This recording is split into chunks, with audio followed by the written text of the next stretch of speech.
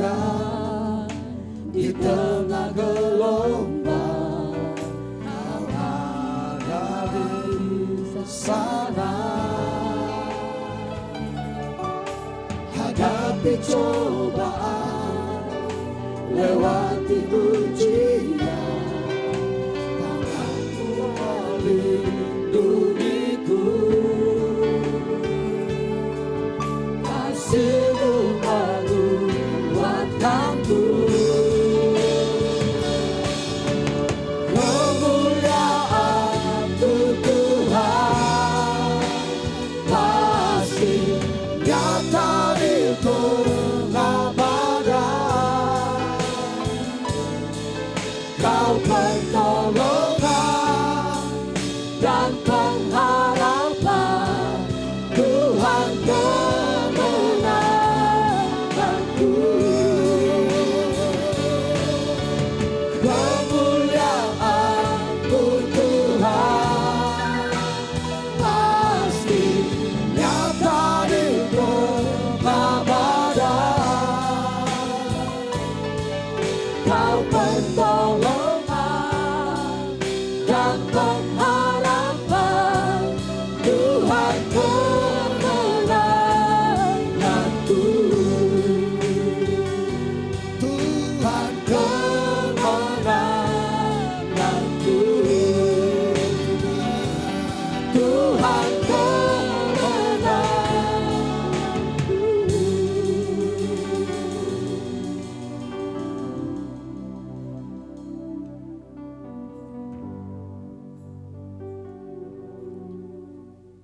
Kami menaikkan syukur kami kepadamu ya Tuhan, yang memberikan kami kesempatan untuk boleh berada di dalam rumah-Mu pada hari ini dan menikmati hadirat-Mu, persekutuan dengan-Mu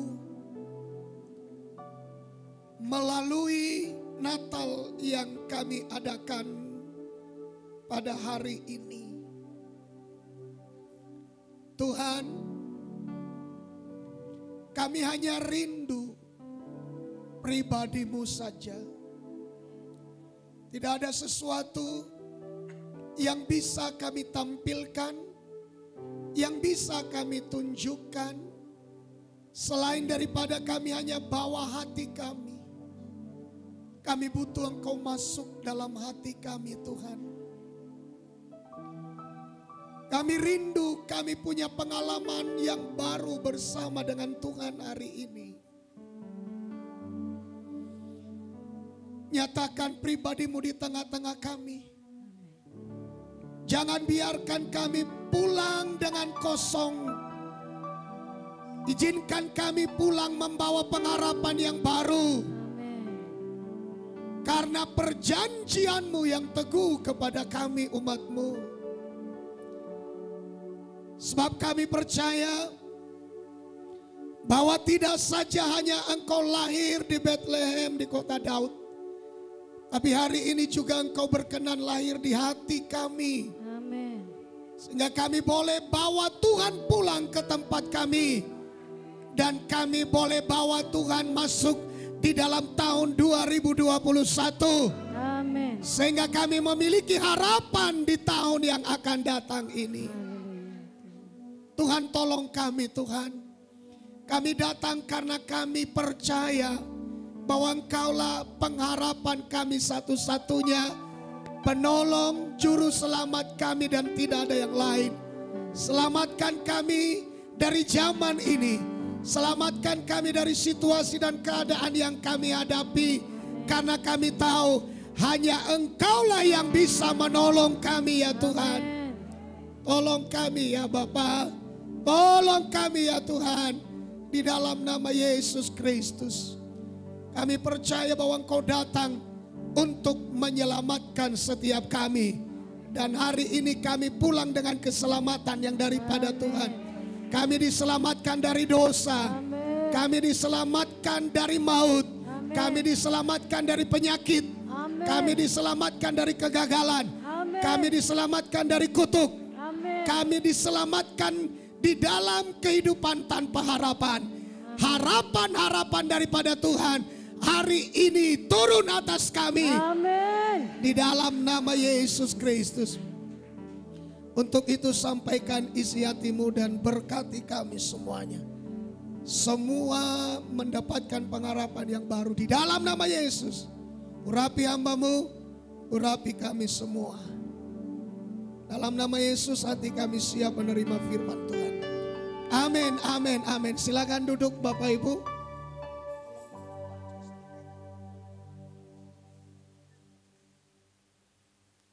Baik Bapak Ibu, kami menyapa setiap kita, baik yang ada di tempat ini hari ini maupun yang mengikuti lewat online. Haleluya, kami nyampaikan salam, shalom. Mari kita lambaikan tangan kita, shalom. Tuhan Yesus memberkati. Bisa dilihat kiri kanannya, sampaikan salam kepadanya dengan buat seperti ini. Yang di kiri kanan. Ya. Baik Bapak Ibu, kita belajar bersama-sama dari kebenaran firman Tuhan hari ini. Hari ini saudaraku, saya menyampaikan firman Tuhan kepada kita dengan tema, walaupun nanti saya akan awali dan baru saya akan singgung di tengah-tengah khotbah ini. Yaitu sekalipun di tengah badai, kita tetap dan harus memandang kepada Yesus. Sekalipun di tengah badai, mata kita harus tetap tertuju kepada Yesus. Tidak boleh kepada yang lain. Apalagi kepada dunia yang sedang hanyut ini saudaraku, karena arusnya sangat kuat membawa kepada kebinasaan. Saudara, di dalam kitab Matius pasal 2 ayat yang pertama dan ayat 2 kita baca. Saya akan mengawali dengan menceritakan tentang orang Majus. Mari kita lihat dulu ayat 1 dan ayat yang kedua. Matius 2 ayat 1 dan 2 demikian firman Tuhan. Sesudah Yesus dilahirkan di Betlehem di tanah Yudea pada zaman Raja Herodes, datanglah orang-orang Majus dari timur ke Yerusalem. Dan bertanya-tanya, di manakah dia, raja orang Yahudi yang baru dilahirkan itu? Kami telah melihat bintangnya di timur dan kami datang untuk menyembah dia. Puji Tuhan, apa yang dialami pada waktu Yesus lahir tidak jauh berbeda tentang apa yang akan dialami atau apa yang akan terjadi pada saat nanti kelak Tuhan Yesus datang kedua kali. Saudara, pada waktu Tuhan Yesus lahir di Betlehem di tanah Yudea, Alkitab mengatakan datanglah orang-orang Majus dari timur ke Yerusalem. Mereka bertanya-tanya, di manakah dia raja orang Yahudi yang baru dilahirkan itu? Kami telah melihat bintangnya di timur. Lalu kami datang untuk menyembah dia. Saudaraku, memang sangat miris Yesus datang ke Yerusalem. Tapi satu orang pun orang di Yerusalem gak ada yang tahu. Yesus datang untuk menyelamatkan umatnya Israel, tapi satu orang pun gak ada yang tahu. Malah orang-orang Israel dimulai dari Herodes terkejut mendengar ada raja Yahudi yang akan lahir. Raja yang akan menjadi pembebas. Ini saudaraku yang dikasihi Tuhan memang sangat miris. Saya juga berpikir begini. Jangan-jangan kalau tidak jauh beda. Nanti Tuhan datang ke gereja, mengangkat gereja, tapi gak ada gereja yang siap. Gak ada orang percaya yang siap. Gak ada umat Tuhan yang siap. Justru orang yang tadinya belum diselamatkan, tiba-tiba diselamatkan. Menjelang Tuhan datang. Pertanyaan kepada kita hari ini, Majus, orang-orang Majus ini siapa mereka? Majus dalam bahasa Yunani, magos. Tentu saudara, kalau Inggrisnya saya nggak tahu bahasa Inggris, disebut magic. Kata magos ini bisa dipakai untuk menyebut kasta para imam. Bisa juga dipakai untuk menyebut orang-orang berilmu. Bisa juga dipakai untuk menyebut para ahli-ahli jampi. Atau untuk menyebut orang-orang yang memiliki dalam kemampuan dalam hal spiritual atau hal-hal yang supranatural. Jadi kata majus atau magos ini bisa ditujukan kepada para imam, bisa ditujukan kepada orang bijak, orang Madai, atau saudaraku Persia dan Babilonia. Istilah kata magos ini bisa juga dirujuk kepada orang-orang yang benar-benar pintar. Bisa juga dirujuk kepada ahli-ahli jampi atau dukun-dukun. Atau orang-orang yang mengerti hal-hal supranatural. Majus atau magos. Kita misalnya bisa ambil contoh di dalam kitab Daniel. Misalnya seperti ini, Daniel pasal yang pertama. Ayat 20, tergantung siapa yang menanggapinya, siapa yang meresponinya. Kalau anak Tuhan meresponinya tentu hal-hal rohani, kalau orang-orang dunia yang meresponinya tentu mereka berpikir bahwa ini adalah ahli nujum, orang pintar yang memiliki roh para dewa. Daniel 1 ayat 20. Mari kita perhatikan saudara. Demikian firman Tuhan. Ya. Dalam tiap-tiap hal yang memerlukan kebijaksanaan dan pengertian. Terus. Yang ditanyakan raja kepada mereka. Didapatinya bahwa mereka 10 kali lebih cerdas daripada semua orang berilmu dan semua ahli jampi di seluruh kerajaannya. Iya. Pada waktu itu saudara. Di dalam kerajaan Babilonia. Ada Daniel, Sadra, Mesa, dan Abednego. Mereka disebut orang-orang pintar, orang yang tahu tentang mimpi, orang yang memiliki pewahyuan, orang yang bisa mengerti banyak hal yang tidak bisa dimengerti oleh orang-orang di Babilonia. Bahkan mereka melebihi semua orang berilmu yang ada di sana.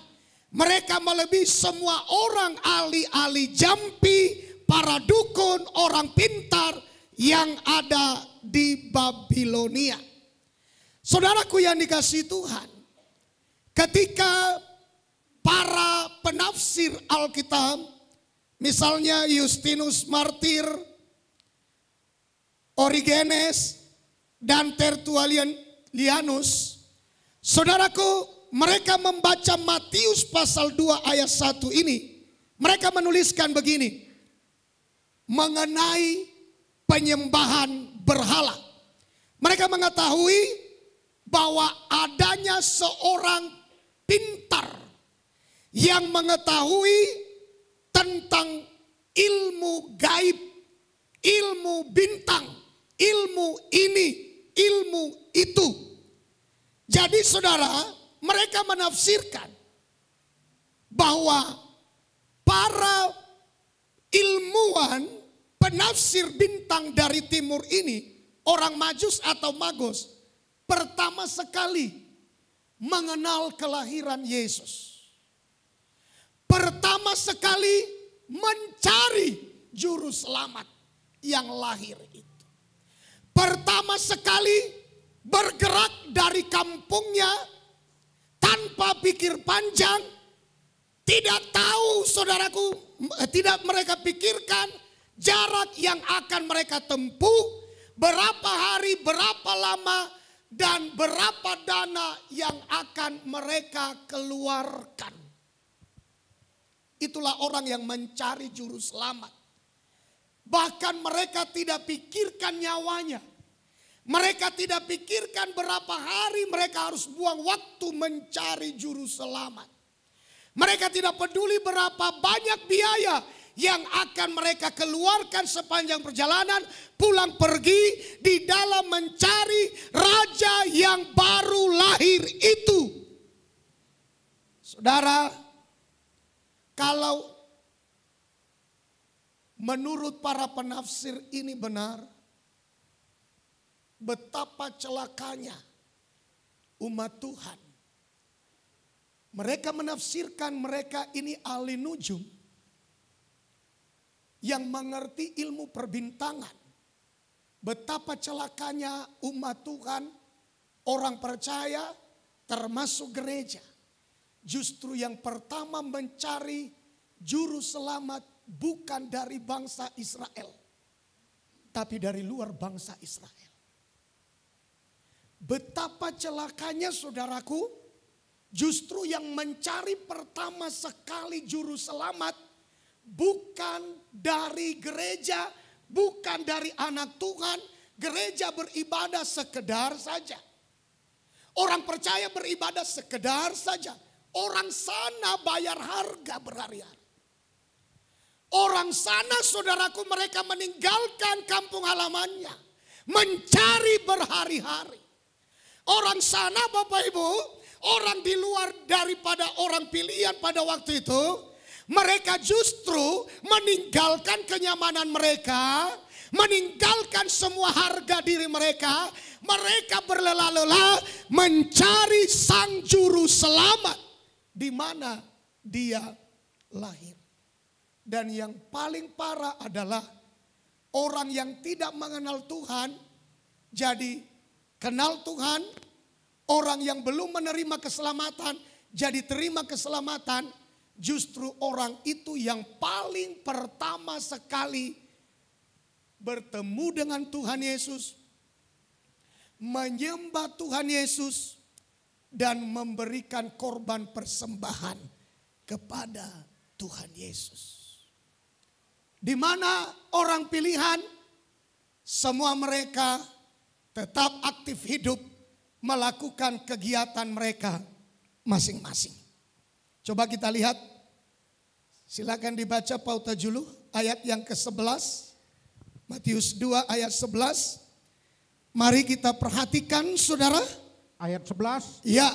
Maka masuklah mereka ke dalam rumah itu. Terus. Dan melihat anak itu bersama Maria ibunya. Terus. Lalu sujud menyembah dia. Terus. Mereka pun membuka tempat harta bendanya dan mempersembahkan persembahan kepadanya, yaitu emas, kemenyan dan mur. Siapa mereka? Orang Majus. Kalau para penafsir itu mengatakan bahwa orang Majus ini adalah orang yang mengerti, memahami ilmu tentang nujum atau magic, saudaraku, betapa sadis, mengerikan sekali, miris. Di mana orang percaya kok tidak ada yang menyembah Yesus saat dia lahir.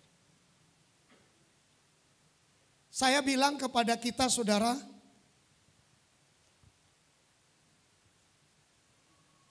Hari Natal biasanya semua orang bersuka cita. Tapi satu pun yang bersuka cita itu nggak ada yang peduli Yesus. Mereka sibuk dengan diri mereka masing-masing. Sibuk memikirkan kue, sibuk memikirkan baju baru, sibuk merapatkan tu dia do hitam mardalani, tu jabuni tulangmu do, amang borumu do, bapak tua do, tu dia do hitalau. Tidak ada yang memikirkan Yesus. Tapi semua mempersiapkan diri tentang hari Natal, tapi satu pun gak ada yang peduli tentang Yesus. Miris saudaraku, inilah yang terjadi pada waktu itu.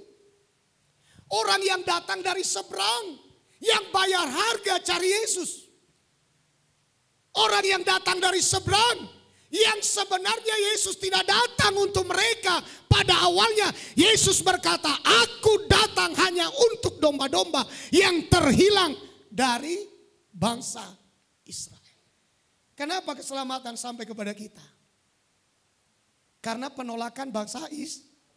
Akhirnya keselamatan itu sampai kepada kita. Awalnya dia datang kepada bangsa Israel, saudara. Tapi kok bangsa Israel gak ada yang peduli, gak ada yang tahu. Inilah yang saya pikirkan saudaraku dan saya renungkan. Kedatangan Tuhan Yesus kedua kali tidak jauh beda dengan kedatangannya yang pertama. Kalau kita lihat sekarang saudara, kalau dunia lagi goncang kemarin tentang virus, semua sungguh-sungguh buat Tuhan. Tapi ketika semuanya damai, udah lupa lagi Tuhan. Gak sungguh-sungguh lagi.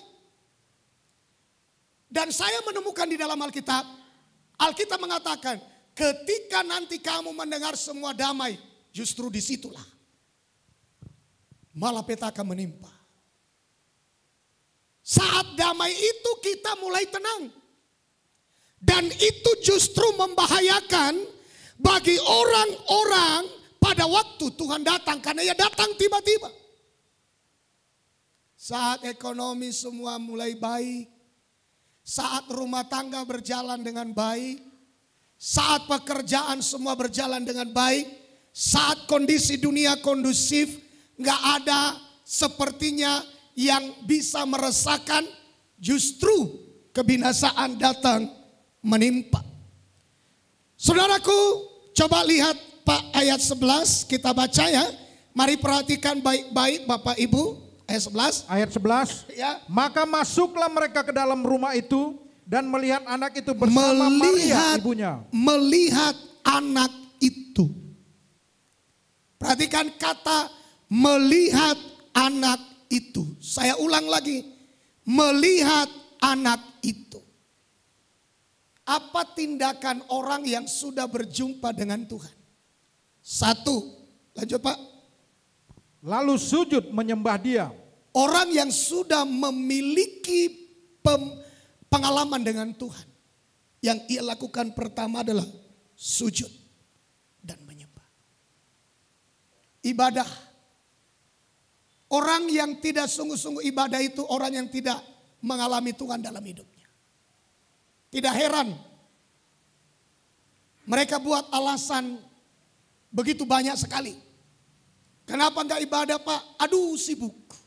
Kenapa enggak ibadah Bu? Aduh takut masuk angin. Kenapa enggak ibadah Bu? Aduh gini. Tidak ada ongkos, tidak ada ini, tidak ada itu. Banyak alasan. Tapi saya menemukan Bapak Ibu di hari Natal. Orang yang mengalami Tuhan. Yang pertama mereka lakukan adalah sujud dan menyembah. Itu orang yang mengalami perjumpaan dengan Tuhan. Selanjutnya adalah mereka membuka tempat harta bendanya. Mereka mempersembahkan kepadanya emas, kemenyan, dan mur. Mengapa banyak orang tidak sungguh-sungguh ibadah? Mengapa banyak orang tidak siap berkorban untuk Tuhan? Waktu, tenaga, keringat, hari-hari mereka, apa yang ada pada mereka, harta mereka. Karena dia belum mengalami Tuhan. Wajar. Orang yang tidak mengalami Tuhan, kasihnya kepada Tuhan beku. Tidak ada respon apa-apa. Kaku. Seperti orang yang harus disembuhkan, tapi masalahnya tidak mau disembuhkan. Dari mati tangan sebelah. Orang yang tangannya mati sebelah, jangan harapkan apa-apa. Dia gak bisa buat apa-apa. Apalagi dua-dua tangannya mati. Gak bisa buat apa-apa.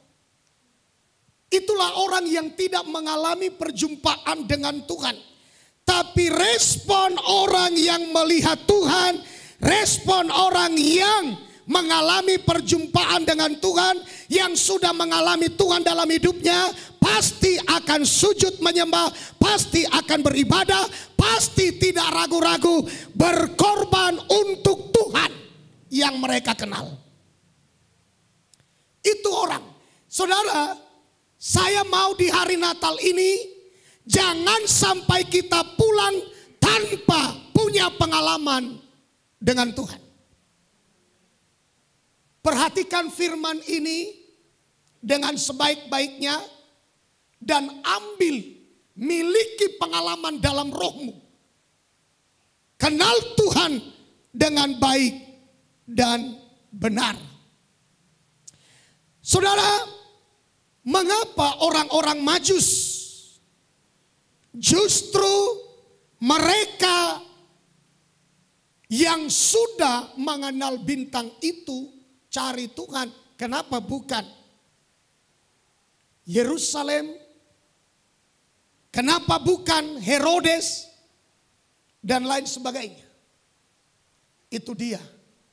Saya katakan, sekali lagi saya ulangi saudaraku, serius.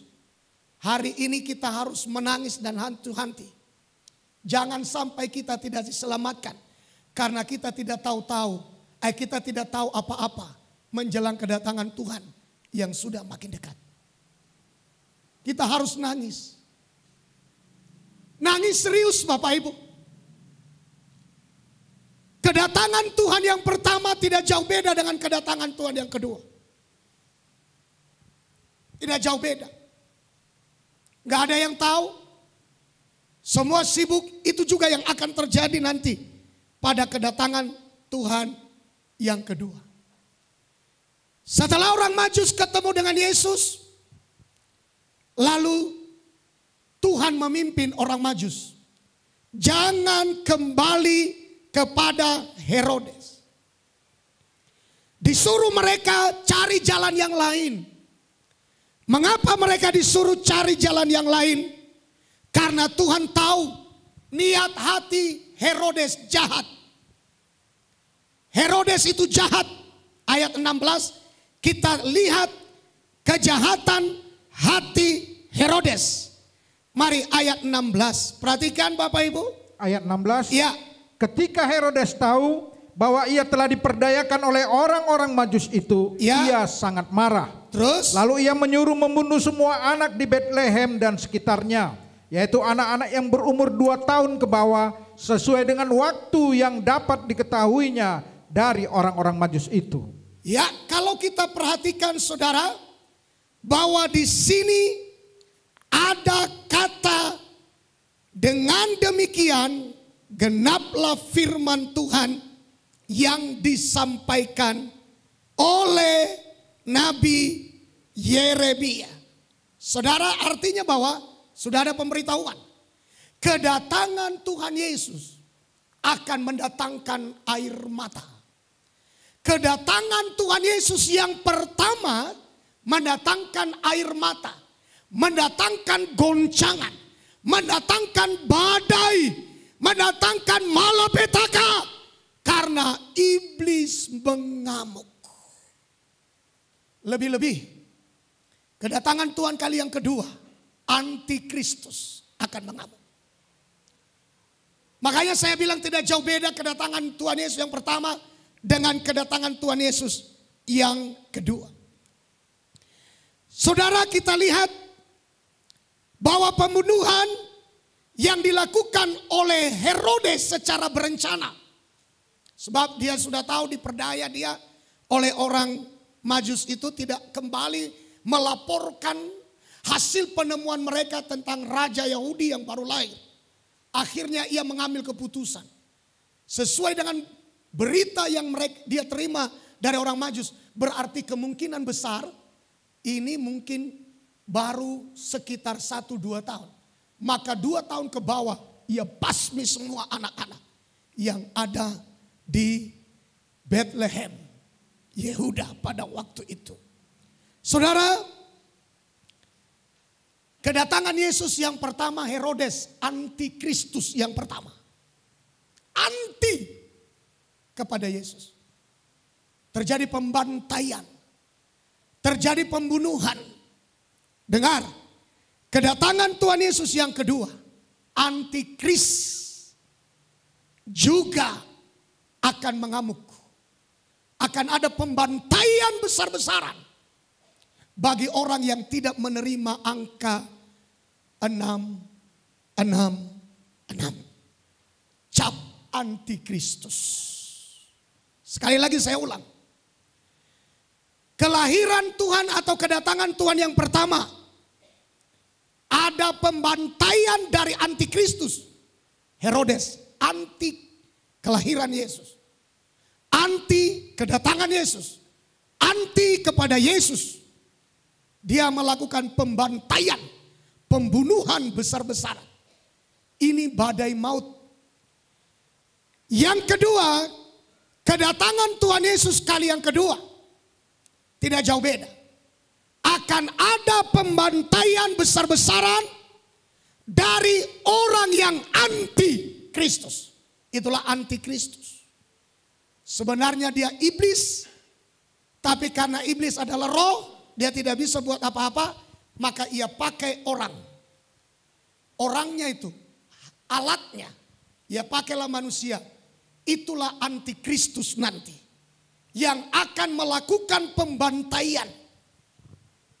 Siapa yang dibantai?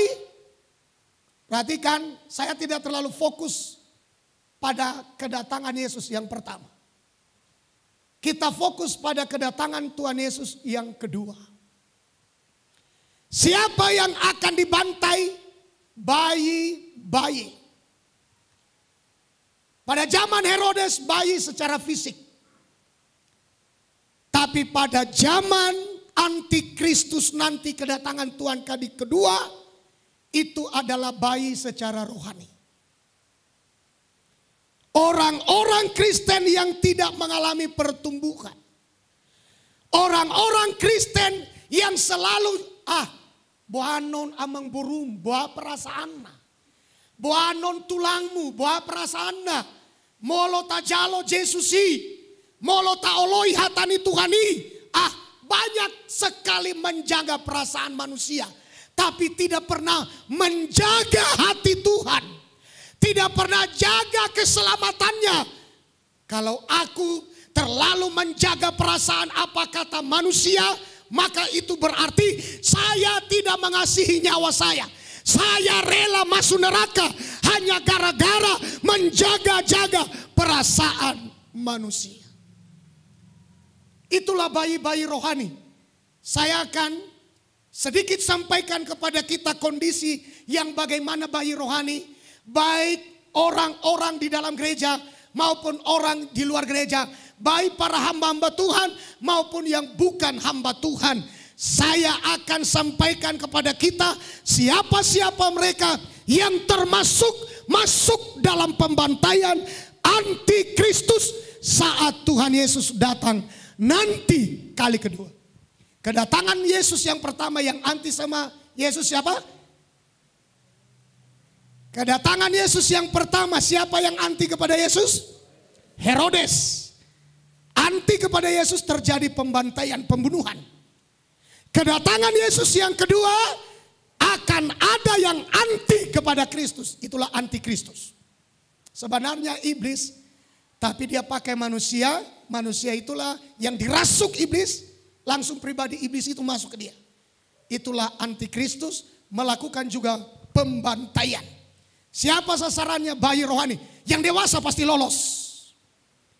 Yang dewasa rohani pasti lolos. Bayi rohani pasti akan masuk dalam pembantaian. Air mata tanpa henti, penderitaan, tangisan yang tidak mau dihibur. Itulah orang-orang yang tertinggal. Masa zaman pengangkatan antikris berkuasa melakukan pembantaian. Kita lihat Lukas 21 ayat 23 dan 24. Saya berharap kita sabar mendengar firman ini, saudara. Silakan Pak. Lukas 21 ayat 23 dan 24, demikian firman Tuhan. Ya.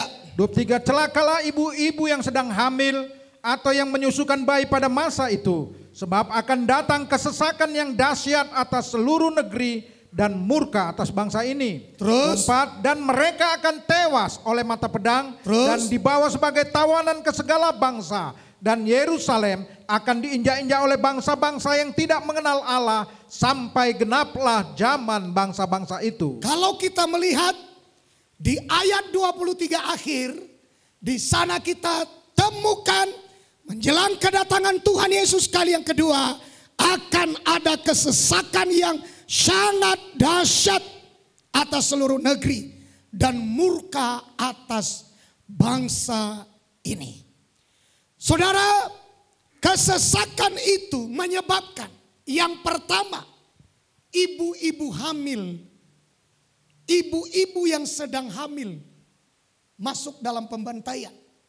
Yang kedua, ya, ibu-ibu yang menyusukan bayi. Jangan bilang begini, puji Tuhan, nggak lolos biasa nih, karena saya tidak mungkin hamil lagi. Karena saya tidak mungkin saya punya bayi lagi. Saudaraku, jangan pikirkan hal semacam itu. Jadi menurut ayat ini, dua golongan yang akan mengalami badai maut dan pembantaian. Yang pertama ibu hamil dan bayi yang ia kandung. Yang kedua ibu yang menyusui dan bayi yang disusui. Apa artinya ibu hamil? Diartikan sebagai orang-orang yang mengandung kejahatan, mengandung dosa, mengandung kebusukan, mengandung niat jahat, baik di hadapan Tuhan maupun bagi sesamanya. Orang-orang begini tidak akan lolos, akan jatuh ke dalam tangan antikristus, akan masuk ke dalam pembantaian, akan jatuh dalam masa kesedihan, air mata, masuk dalam golongan kelompok orang-orang yang tidak mau dihibur. Karena kesedihannya tidak bisa dihapuskan oleh apapun. Sekarang saudara, kejahatan hati kita boleh membawa sukacita karena keuntungan. Tapi saya mau katakan ada masanya. Orang yang mengandung kejahatan, orang yang mengandung dosa, orang yang mengandung niat-niat buruk terhadap Tuhan, pekerjaan Tuhan, dan terhadap sesama, suatu saat nanti itu akan mengalami pembantaian, jatuh ke dalam tangan antikristus. Menurut kitab Mazmur pasal 7 ayat 15, dikatakan di sana, sesungguhnya orang itu hamil dengan kejahatan. Saya bukan tambah-tambahin, saudara. Coba dibaca Pak Julu. Perhatikan Bapak Ibu. Ya. Mazmur 7 ayat 15 demikian firman Ya. Tuhan. Ya. Sesungguhnya orang itu hamil dengan kejahatan. Hamil dengan kejahatan. Ada berapa lama saudaraku? Saudara mengandung kejahatan di hadapan Tuhan. Ada berapa lama Bapak Ibu kita mengandung yang jahat di hadapan Tuhan. Kita mengandung yang jahat terhadap orang lain. Agar orang lain hancur hidupnya, rusak hidupnya. Suatu saat orang ini akan masuk dalam pembantaian. Dan jatuh dalam gabung dengan orang-orang yang akan menangis dan tidak mau dihibur. Karena kesedihan yang mereka alami tidak bisa dihapuskan. Karena keselamatan tidak ada lagi pada waktu itu. Nggak ada lagi harapan pada waktu itu. Saudara, di hari Natal ini, saya rindu kalau sempat kita hamil oleh berbagai kejahatan. Biasanya itu orang hamil, dengarkan baik-baik. Karena dia berhubungan wanita dengan laki-laki. Sampai masuk dalam keintiman. Kenapa banyak orang hamil dengan kejahatan? Karena mereka membangun hubungan dengan orang-orang jahat. Dengan iblis. Dengan orang-orang yang selalu berpikiran jauh dari Tuhan. Mereka bangun hubungan sampai mereka intim. Akhirnya mereka hamil dengan kejahatan. Pergaulan yang buruk merusak kebiasaan yang baik. Hubungan seseorang wanita dengan laki-laki sampai pada keintiman bisa hamil, bisa mengandung. Dan kalau kita mengandung kejahatan itu akibat pergaulan. Hubungan dengan siapa saudara bergaul, cek. Itu akan melahirkan apa? Itu akan membuat kita mengandung apa kelak, hari ini, esok, dan yang akan datang. Ditentukan kita bergaul dengan siapa. Kalau kita bergaul dengan orang yang judi, kita lama-lama saudaraku hamil dengan itu. Kalau kita saudaraku bergaul sampai kepada keintiman dengan orang-orang tukang gosip, maka kita selalu akan hamil, mengandung hal-hal yang jahat, pikiran jahat terhadap orang lain. Karena gosip-gosip yang kita dengar dari tukang gosip. Ya, kita kandung. Ya. Dan itu saudara kalau kita lihat, coba nanti dia akan melahirkan juga. Lahir, anaknya lahir. Coba dibaca Pak. Dibaca dulu. Ya. Lahir itu. Mazmur 7:15, ya. Sesungguhnya orang itu hamil dengan kejahatan. Terus ia mengandung kelaliman. Terus dan melahirkan dusta. Kebohongan. Itu, lahir dusta. Di sini saudaraku, ya, udah terima bergaul dia dengan tukang gosip, dia terima di sini. Lalu dia gosipin. Ya, lalu ditanya sama dia, siano do bocor baritai, siano, dangau. Dan mulai dikarang-karang, mulai dusta, kebohongan. Biasanya kalau sudah ada kejahatan, lahirlah dusta. Saudara, ayo bergaul dengan wanita, laki-laki terlalu dalam, akhirnya bisa membuahkan hamil. Ya, hamil. Bergaul dengan orang jahat, membuahkan hamil dengan kejahatan. Hari ini saudara, satu kerinduan saya dan satu kerinduan Tuhan dan satu dari kerinduan anak Tuhan, itulah Yesus, firman yang diberitakan hari ini. Kerinduannya adalah jangan sampai kita jatuh ke dalam tangan antikristus yang akan melakukan pembantaian pada waktunya nanti. Ayub 15 ayat 35, coba kita lihat. Saudara, ya silakan Pak. Ayub 15 ayat 35.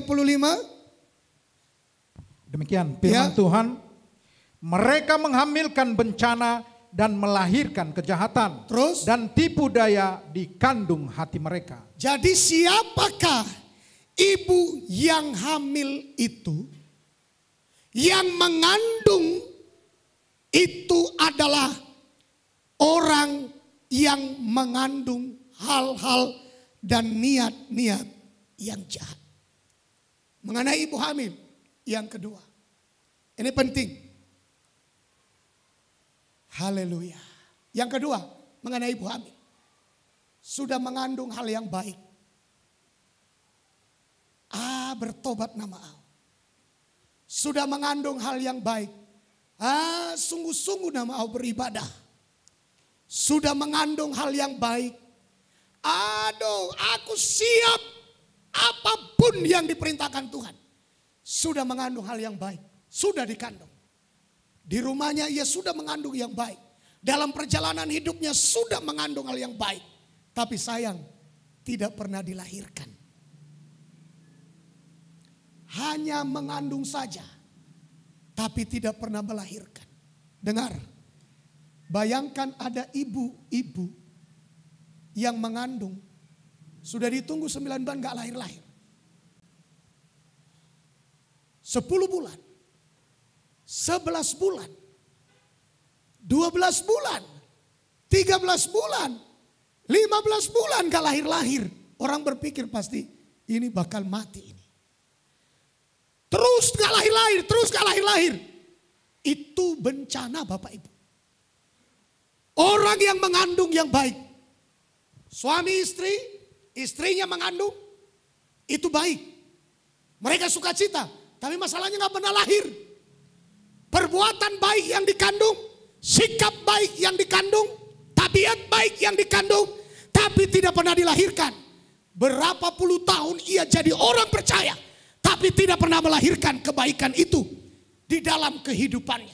Itu akan masuk dalam pembantaian zaman antikristus. Gampang amang, beres deh, tenang mah. Yang baik itu saudaraku sering diucapkan, sering diperkatakan, tapi masalahnya tidak pernah dilahirkan dalam perbuatan nyata. Hari ini saudara, kalau muncul di dalam hati kita hal yang baik, bertobat, nama Tuhan, segera bertindak. Segera lahirkan dalam perbuatan nyata. Kalau hari ini kita berkata, Tuhan, aku mau sungguh-sungguh, aku mau mengasihi Tuhan, segera lahirkan dalam perbuatan yang nyata. Supaya jangan hamil tapi tidak pernah melahirkan. Celakalah ibu-ibu pada waktu itu yang mengandung karena tidak bisa melarikan diri zaman antikris nanti. Artinya orang yang mengandung dosa itu gak bisa lolos dari antikris. Gak bisa lolos dari pembantaian. Itu yang pertama. Yang kedua adalah ibu yang menyusui bayi dan bayi yang disusui. Saudara, ibu yang menyusui bayi ini adalah gembala. Menunjuk kepada gembala. Gembala yang hanya senang dan puas melihat domba-dombanya disusui terus. Disusui terus. Kenapa? Takut tersinggung. Gak usah keras-keras Pak. Gak usah singgung judi. Gak usah singgung minuman keras. Gak usah singgung perselingkuhan. Gak usah singgung rokok. Gak usah singgung suami istri yang suka bertengkar. Gak usah singgung suami yang keluyuran gak pulang-pulang. Ya, sampai tenggelam di bawah kuntilanak. Gak usah singgung Pak dosa, gak usah singgung penyembahan berhala. Dan hamba Tuhannya senang hanya menyusui saja. Akibatnya apa? Gembalanya, ibu yang hamil itu kan tinggal. Dan bayi yang disusui juga tinggal. Masuk dalam Bapak dan Ibu yang saya sangat kasihi. Kalau kita sama-sama, saya dan saudara rindu supaya saya lolos dari pembantaian. Izinkan saya menyampaikan firman Tuhan dengan teguran-teguran keras. Biar kita sama-sama lolos dari pembantaian. Karena gembala yang hanya menyusui bayi, tidak pernah dewasa, itu nanti akan sama-sama tinggal Bapak Ibu. Baik gembala yang hanya menyusui bayinya, gak bertumbuh-bertumbuh, gak dewasa-dewasa, hanya tetap seperti itu, maka baik gembalanya maupun jemaatnya sama-sama akan tinggal. Maka saudaraku, di hadapan Tuhan yang datang ke dalam dunia untuk sama-sama menyelamatkan kita saya dan saudara, maka doakanlah, Tuhan, biarlah hamba-Mu urapi, supaya semua kejahatan hati kami boleh dibongkar. Kalau Roh Kudus sudah bekerja, pasti Tuhan akan lakukan. Karena kenapa Tuhan lakukan itu? Karena Dia tidak ingin ada dosa tinggal. Kalau ada dosa tinggal, maka kita tidak bisa selamat. Maka untuk itu Bapak dan Ibu yang kami kasihi, yang kami rindukan diberkati melimpah, hidup penuh sukacita setiap hari, bahagia dalam menjalani hidup, bahagia dalam menjalani rumah tangga, kami rindu. Izinkan kami menyampaikan firman Tuhan tanpa perlu berbantah dan bersungut-sungut. Mari kita terima semuanya untuk kebaikan kita. Haleluya. Amin Bapak Ibu. Jadi ibu yang menyusui itu berarti dia merawat bayi yang tidak besar-besar. Dari tahun ke tahun terus keadaannya seperti itu. Nah sementara bayi yang disusui itu menunjuk keadaan jemaat yang tidak pernah dewasa. Hanya gitu terus, bayi terus. Saya pernah menyampaikan firman Tuhan mengenai bayi yang menyukai susu tapi tidak suka makanan keras. Ketika bayi dikasih makanan keras, dia nangis karena dia tidak sanggup makan makanan keras.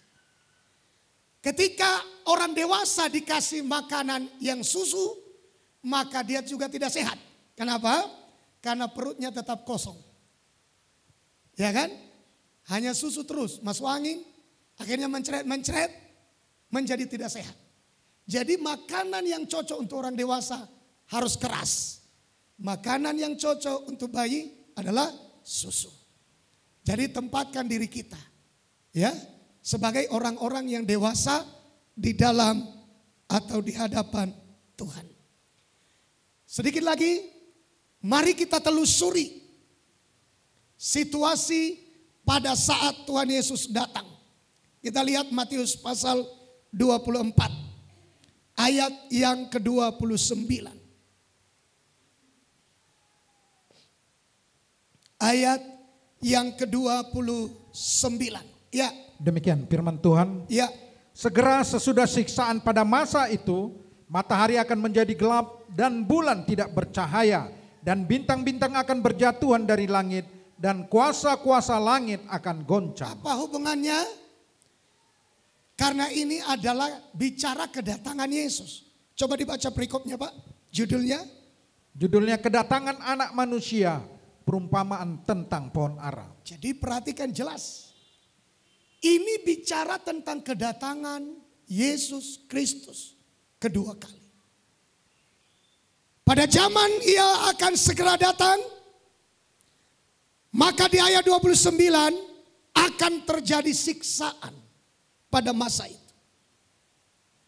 Matahari akan menjadi gelap, bulan tidak bercahaya, bintang-bintang akan berjatuhan dari langit, kuasa-kuasa gelap, kuasa-kuasa langit akan goncang. Kedatangan Tuhan Yesus kedua kali Bapak Ibu ditandai dengan langit akan bergoncang. Matahari tidak berani memancarkan sinarnya atau cahayanya. Matahari menjadi gelap. Bulan tidak bercahaya. Bintang akan menjadi gugur. Saudara, itu betul-betul goncangan bagi jiwa manusia. Ini betul-betul badai yang akan dialami, yang membawa goncangan bagi jiwa manusia. Selain daripada antikris terus melakukan pembantaian, tapi juga terjadi tanda-tanda alam. Tidak ada matahari mengeluarkan sinarnya. Tidak ada bulan untuk mengeluarkan cahayanya. Dan Alkitab mencatat bintang-bintang berguguran. Kalau terjadi kedatangan Tuhan kali kedua, saudara, Tuhan tidak ada lagi di bumi. Roh Kudus tidak ada lagi di bumi. Firman Tuhan tidak ada lagi di bumi. Lalu siapa yang ada di bumi Pak pada waktu itu? Antikristus. Akan memimpin dunia secara global. Akan memerintah dunia secara global. Tidak ada lagi Tuhan. Kemana Tuhan Pak? Dia sudah bersama dengan gerejanya yang sudah terangkat. Roh Kudus sedang bersama dengan gerejanya yang sudah terangkat. Firman Tuhan gak ada lagi di bumi. Para pemberita Injil gak ada lagi di bumi. Semua sudah diangkut bersama-sama dengan orang-orang percaya, orang-orang benar. Gereja Tuhan yang bersama-sama dengan Tuhan pada waktu itu. Goncangan ini, saudaraku, akan menyebabkan banyak orang stres. Akan menyebabkan banyak orang mati. Akan menyebabkan banyak orang bunuh diri. Akan menyebabkan banyak terjadi goncangan jiwa. Selain daripada antikris terus melakukan pembantaian. Juga Alkitab mencatat tidak ada cahaya atau terang yang dapat menerangi kehidupan manusia. Benar-benar iblis kuasa gelap berkuasa pada masa itu. Inilah yang saya sampaikan kepada kita. Saat goncangan itu terjadi, apa yang harus kita lakukan? Saudaraku, ketika terjadi COVID-19 melanda dunia, melanda bangsa kita juga, maka yang terjadi pada waktu itu adalah adanya goncangan. Mulai para pengusaha, saudaraku, ketakutan, stres menghadapi situasi. Pada masa COVID-19, banyak usaha yang tidak jalan. Banyak ekonomi orang-orang pada waktu itu tidak bisa jalan dengan baik. Apa yang dilakukan semestinya oleh orang-orang yang mengalami badai goncangan dan berbagai macam serangan daripada arus dunia yang menggoncang jiwa banyak orang pada masa itu. Itulah yang saya sebut, sekalipun di tengah badai, pandangan kita harus tetap tertuju kepada Yesus. Kalau ada orang sakit dan saudara sudah diambang kematian, pesan saya, jangan lepaskan pandanganmu kepada Tuhan. Kalau ada ibu rumah tangga yang sedang tertindas oleh perbuatan suaminya yang kejam, hendaklah ibu yang teraniaya itu, mata kita tetap tertuju kepada Yesus. Kalau ada di antara kita yang sedang mengalami goncangan di dalam usahanya, di dalam pekerjaannya, ancaman bahaya dalam rumah tangganya, ancaman bahaya oleh orang lain, oleh tetangga, oleh apapun, saya mau katakan, biarlah mata kita jangan lepas, tetap memandang kepada Yesus. Apapun yang terjadi, saya tidak tahu Bapak Ibu, apa yang Bapak Ibu alami saat ini. Yang saya tahu adalah saudara tertawa di luar, saya melihat senyum saudara, saya melihat ketawa saudara, saya melihat ketegaran saudara, saya tidak bisa melihat hati saudara. Tapi apapun keadaan kita, apapun situasi kita, mari arahkan pandanganmu kepada Tuhan. Di tengah badai, mata kita terus fokus melihat kepada Yesus. Harapkan pertolongan dari Tuhan. Harapkan uluran tangan Tuhan untuk mengangkat saudara keluar dari badai hidup itu. Walaupun kita hampir mati, tetap ulurkan tanganmu, fokus pandang kepada Yesus. Karena hanya Dia yang bisa menolong kita keluar dari situasi yang tidak baik. Utamanya saudaraku, pada zaman saat-saat terjadi keadaan yang tidak baik ini dan masa-masa tahun 2021 yang akan datang nanti. Badai itu saudaraku pernah dialami oleh murid-murid dan kita perlu belajar dari mereka. Mari kita lihat saudaraku Matius pasal 14 ayat yang ke-24. Saudaraku yang dikasihi Tuhan, nanti saya tahu bahwa firman ini tidak bisa saya lanjutkan sampai selesai. Nanti kita akan lanjutkan lagi di ibadah hari Minggu tentang bagaimana lolos dari berbagai goncangan dan badai maut yang akan menerjang. Silakan Pak, ayat 24. Matius 14 ayat 24. Ya. Perahu murid-muridnya sudah beberapa mil jauhnya dari pantai dan diombang-ambingkan gelombang karena angin sakal. Jangan saudara berpikir bahwa hanya orang dunia yang akan digoncang. Bahwa hanya orang yang tidak takut Tuhan yang akan digoncang. Bahwa hanya orang-orang yang tidak pernah beribadah yang akan digoncang. Kadang-kadang kita melihat saudara, justru menimbulkan iri hati dan kedengkian. Sering sekali kita berpikir kenapa nasib orang-orang jahat itu mujur ya. Kenapa nasib orang-orang berdosa itu mujur? Kita sering sekali iri saudaraku. Tapi saya menemukan orang yang mengalami diombang-ambingkan perahunya ini oleh angin sakal bukan orang dunia. Bukan orang yang tidak dekat dengan Tuhan.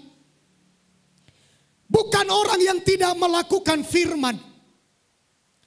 Bukan orang saudaraku yang dikasihi Tuhan yang tidak pernah merasakan bagaimana nikmat dan enaknya dekat dengan Tuhan. Justru mereka adalah murid-murid yang paling dekat dengan Tuhan.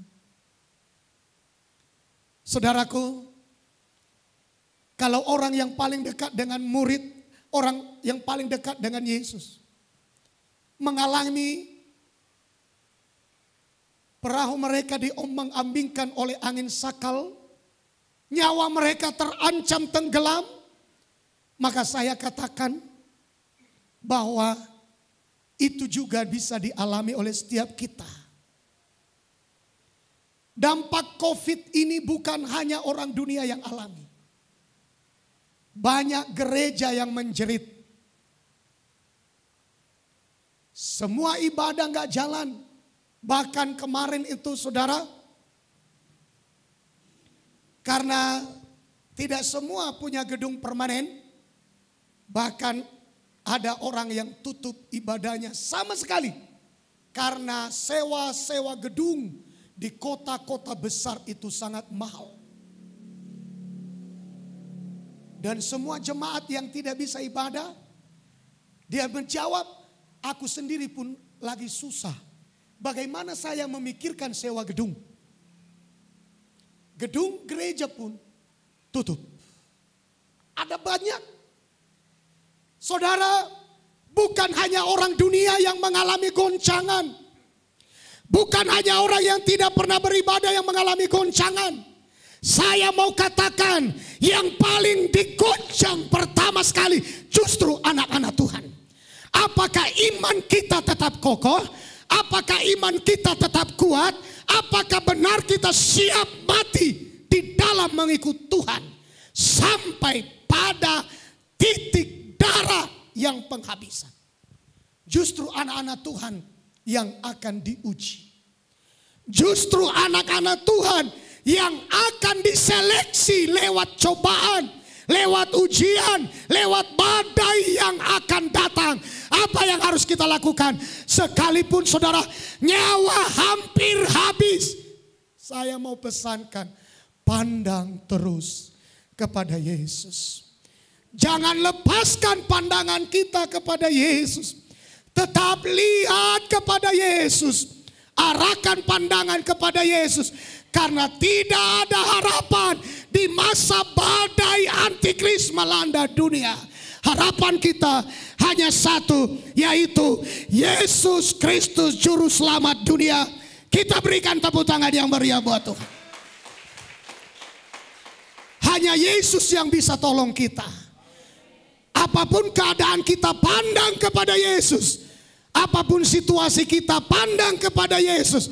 Jangan lepaskan pandangan kita kepada Sang Juru Selamat yang telah datang ke dalam dunia ini dan yang akan datang kembali untuk mengangkat gerejanya. Saudara, murid-murid yang mengalami badai ini bukan tidak melakukan firman. Justru murid-murid mengalami badai ini, kalau saya boleh katakan, ini saudaraku yang dikasihi Tuhan, dilatar belakangi ketika mereka melakukan perintah Tuhan. Oh ya, mari kita lihat ayat 22. Justru ketika mereka sedang melakukan perintah Tuhan, badai itu datang. Silakan Pak. Ya. Ayat 22, sesudah itu Yesus segera memerintahkan murid-muridnya naik ke perahu. Yesus memerintahkan. Justru ketika murid-murid taat pada perintah Tuhan Yesus. Bukan saat tidak melakukan perintah.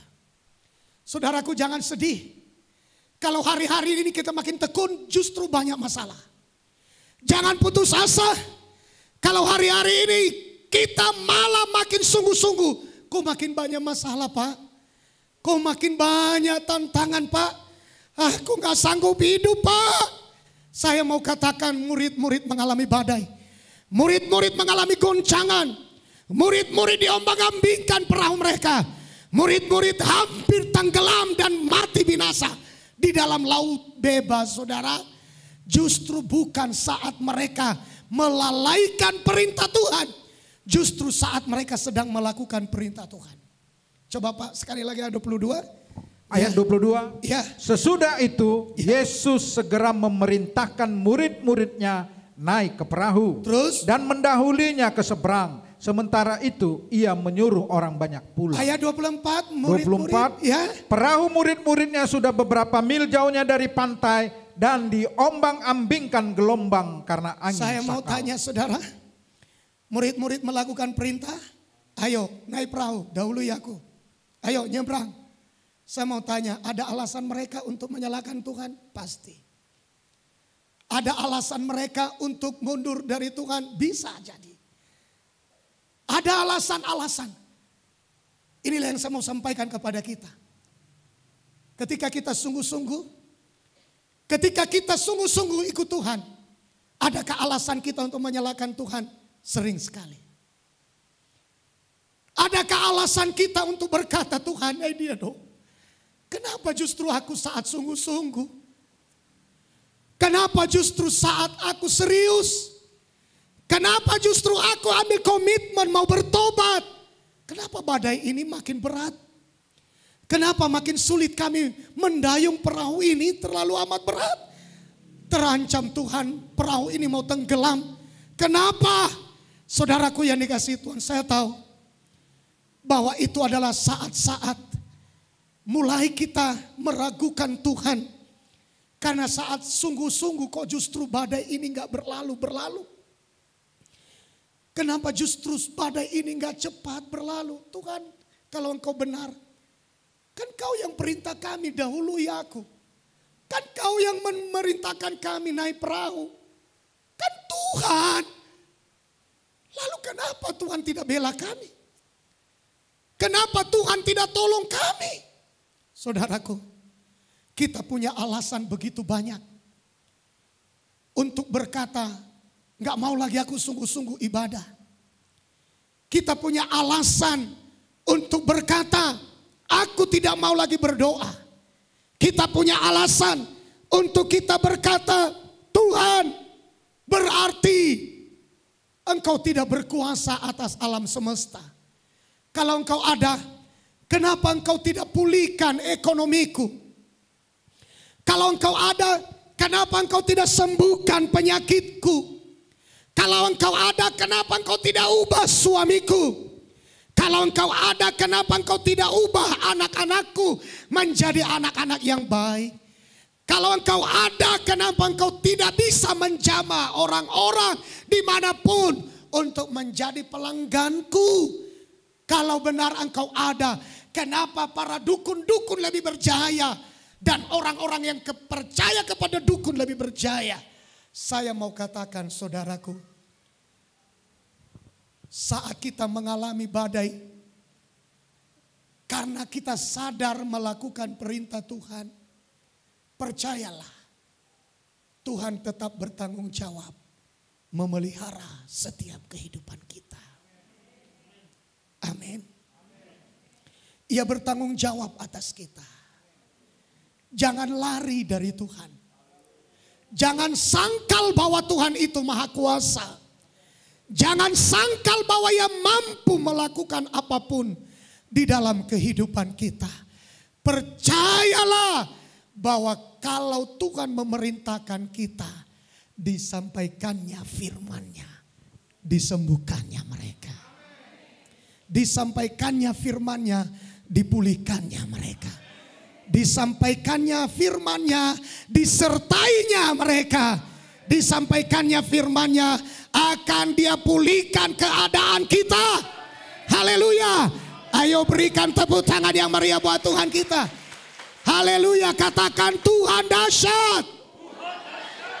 Amin saudaraku. Amin. Saya terlalu percaya. Mengapa saya percaya? Karena saya percaya berdasar pada firman, bukan pada logika. Coba kita lihat ayat 25. Ya 24 dulu Pak. Ayat 24. Ya. Perahu murid-muridnya sudah beberapa mil jauhnya dari pantai dan diombang-ambingkan gelombang karena angin sakal. Terus 25 kira-kira jam 3 malam datanglah Yesus kepada mereka berjalan di atas. Haleluya. Ayo katakan amin yang kuat. Sekali lagi katakan amin. Haleluya. Saudara percaya? Murid-murid melakukan perintah Tuhan. Mereka bisa saja kecewa, tapi Yesus sedang dalam perjalanan. Haleluya. Yesus sedang dalam perjalanan. Apakah saudara sakit? Kesembuhan sedang dalam perjalanan. Mujizat sedang dalam perjalanan. Pertolongan sedang dalam perjalanan. Nantikan dalam kesabaran. Pasti pertolongan Tuhan akan sampai. Haleluya. Ayo katakan amin. Kita berikan tepuk tangan yang meriah buat Tuhan.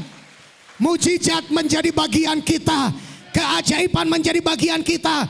Jalan yang terbuka menjadi bagian kita. Karena Tuhan terus memperhatikan kita saat kita melakukan firman. Amin. Tuhan tidak biarkan orang yang melakukan firman. Lihat saudaraku. Dia yang nyuruh, dia bertanggung jawab. Dia turun dari gunung, ia jalan di atas air. Untuk apa?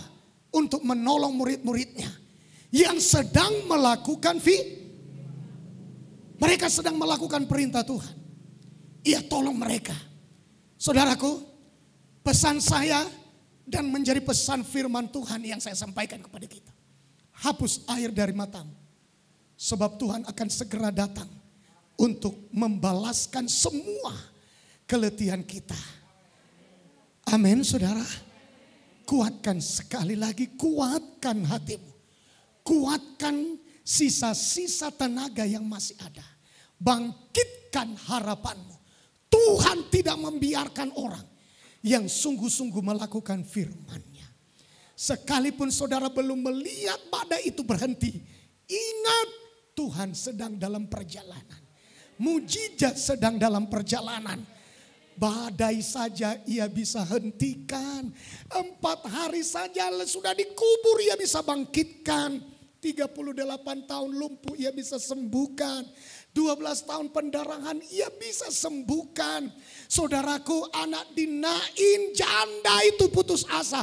Satu-satunya yang ia punya anak mati juga. Tuhan Yesus bisa bangkitkan. Saya mau katakan Tuhan bisa memulihkan harapan kita hari ini. Jangan pulang dengan kecewa, pulang dengan pengharapan. Jangan pulang dengan kecewa, pulang dengan pertolongan Tuhan. pegang firman Tuhan dan kita pulang dengan semangat karena ada pengharapan yang Tuhan janjikan lewat kebenaran firman-Nya hari ini. Bahwa Ia datang untuk menolong murid-muridnya. Haleluya, katakan amin saudara. Kita lihat ayat 26 sedikit lagi. Ayat 26. Ya. Ayat 26. Ya. Ketika murid-muridnya melihat dia berjalan di atas air, mereka terkejut dan berseru, "Itu hantu." Lalu berteriak-teriak karena takut. Ya, kita lihat Bapak Ibu, ya, Yesus berjalan, Yesus mendatangi murid-muridnya. Kenapa? Karena Yesus tahu murid-muridnya dalam bahaya.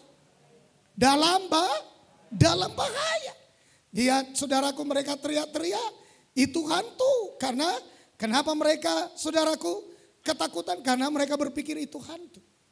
Dengar, apapun keadaan saudara, lagi diombang-ambingkan, lagi dihantam badai. Dengar ayat 27. Tetapi segeralah, lanjut Pak. Ayat 27, ya. Tetapi segera Yesus berkata kepada mereka, "Tenanglah, aku ini, jangan takut." Haleluya.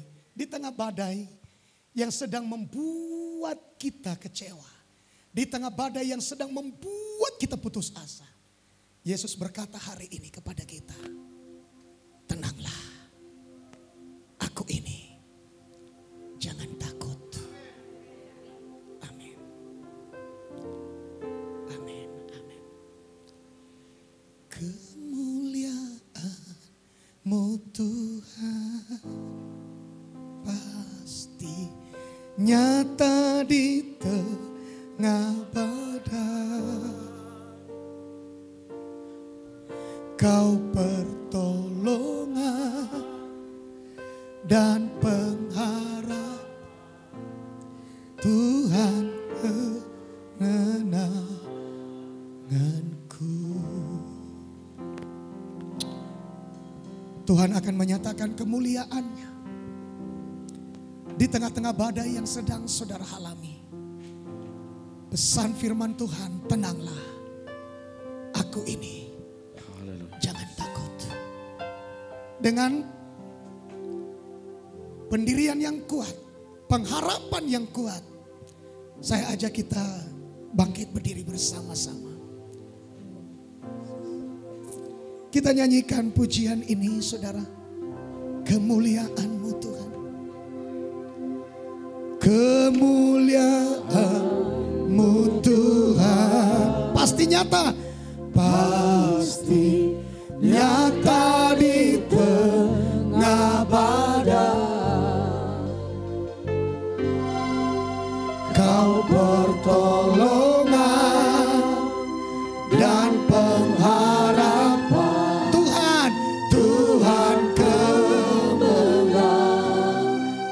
Mari angkat tangan semuanya. Haleluya.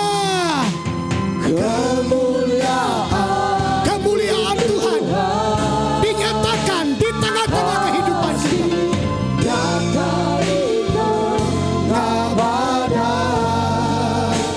Amin. Kau pertolongan dan pengharapan, Tuhan kemenangan. Katakan kemuliaan-Mu Tuhan.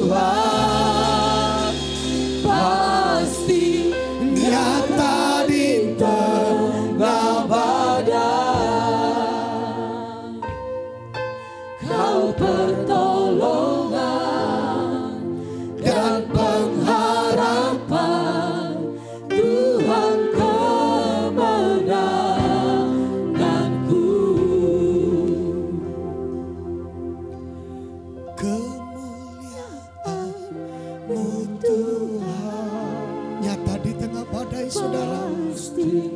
Nyata di tengah badai. Haleluya. Kau pertolongan dan pengharapan, Tuhan kemenanganku. Saudaraku, saya tidak tahu persis badai apa yang sedang saudara alami. Tapi inilah yang saya tahu, Tuhan berfirman, tenanglah. Aku ini jangan takut.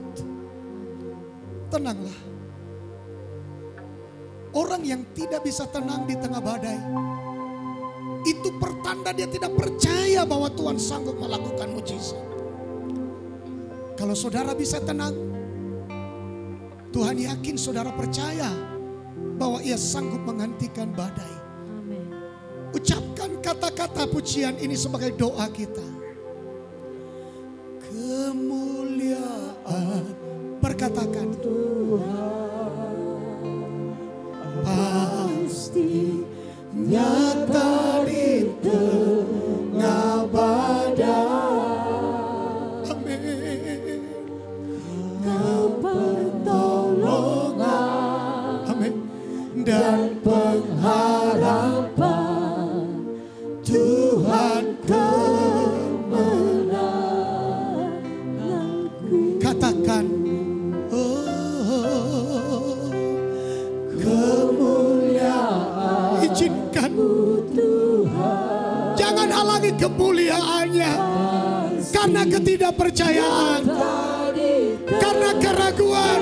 badai. Izinkan kemuliaannya Ia nyatakan dalam hidup kita. Dan Pengharapan amin, Tuhan kemenanganku.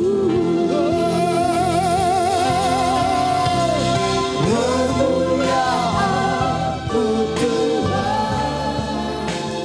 pasti nyata di tengah badai. amin, amin, amin. Kau pertolongan dan pengharapan, Tuhan kemenangan. Tuhan kemenangan. Mari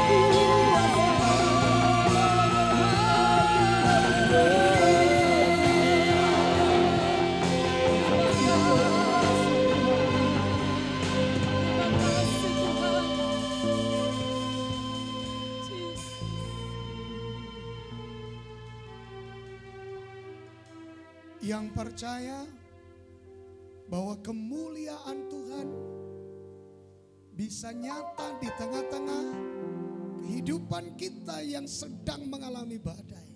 Angkat tangannya. Mari katakan kemuliaan-Mu. Kemuliaan-Mu Tuhan pasti nyata di tengah badai. Amin Tuhan. Kau pertolongan dan pengharapan, Tuhan kemenanganku. Haleluya. Kemuliaan-Mu Tuhan pasti nyata di tengah badai. Kau pertolongan dan pengharapan, Tuhan kemenanganku. Saudaraku, mari kita berdoa hari ini. Apa bukti orang percaya? Dia tidak lagi dikuasai kebimbangan. Tapi ia percaya apa kata Tuhan yang berkata kepadanya, "Nak, tenanglah. Aku ini jangan takut, sanggup menghentikan badai itu di dalam kehidupanmu." Angkat tangan kita bersama-sama. Saudaraku, pesan Tuhan hari ini kepada setiap kita, tenanglah, jangan takut. Tetapi sebelum itu saudara, Yesus lahir, gak ada orang percaya, gak ada orang pilihan yang memahami.